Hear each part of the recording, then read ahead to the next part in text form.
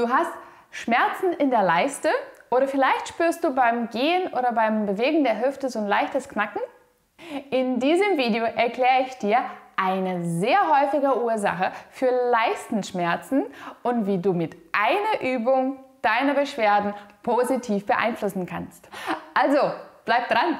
Eine häufige Ursache für Beschwerden in der Leiste ist eine Überlastung von den Hüftbeugensehnen, eine Tendinopathie.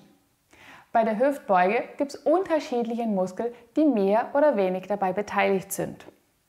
Die zwei hauptsächlichen Muskeln sind jedoch der Rectus femoris, die von der Hüfte dann zu Oberschenkel über die Oberschenkelmuskulatur bis zum Knie geht, und der Iliopsoas. Der Iliopsoas ist einer der stärksten Muskeln, die wir im Körper haben. Der geht von der vorderen Seite der Wirbelsäule über das Becken, da verbindet er sich mit den Iliacus und geht dann zu den Trochanter minor des Femurs, der Hüftknochen. Wenn dieser Muskel aktiviert wird, macht er eine Beugung der Hüfte, dreht die Hüfte nach außen und wenn unten der Fixpunkt ist, kann er auch dafür sorgen, dass die Lendenwirbelsäule nach vorne gebeugt wird.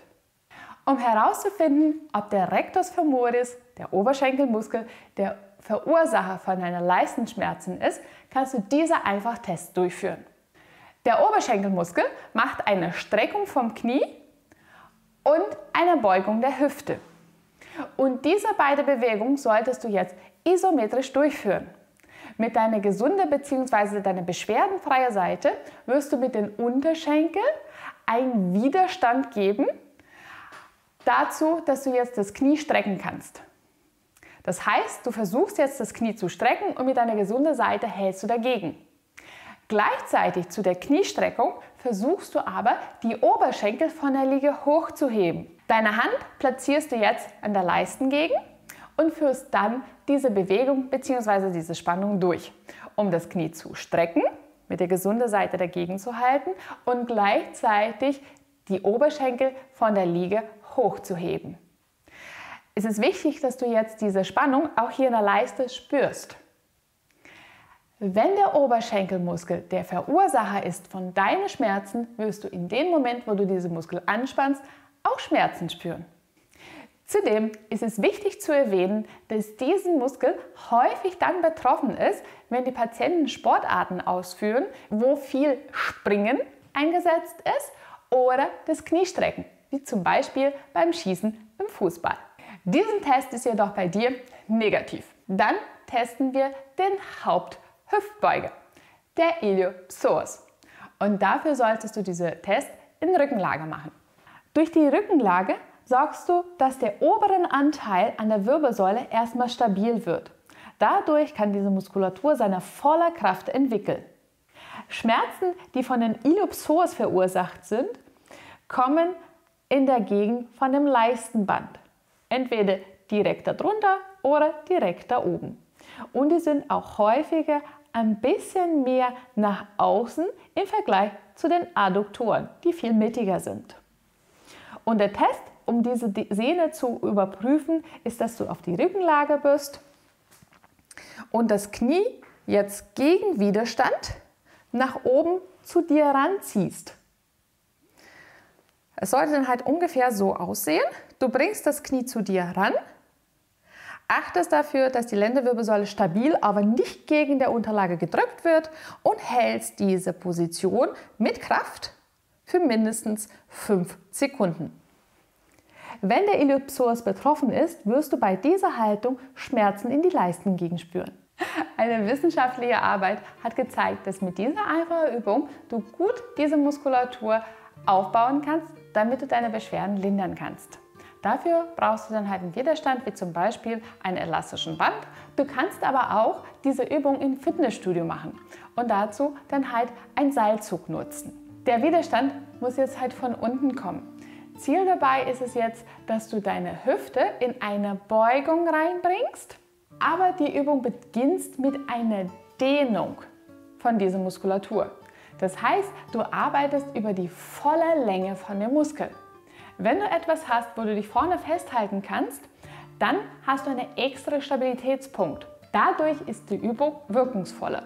Auf den Standbein solltest du bewusst darauf achten, dass du das Gesäßmuskulatur anspannst und dieses Bein stabil bleibt. Und dann ziehst du das Bein von der Streckung in die Beugung rein, bis du mindestens hier auch 90 Grad erreicht hast.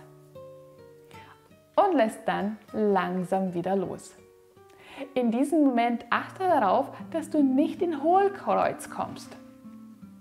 Führe die Übung langsam und kontinuierlich durch. Und von allem sollte deine Anspannungsphase, das heißt, das Ranziehen vom Bein sollte mindestens 2 Sekunden dauern, dann 2 Sekunden in dieser Position halten und dann 2 Sekunden langsam wieder zurücklassen. Und nochmal, kein Hohlkreuz.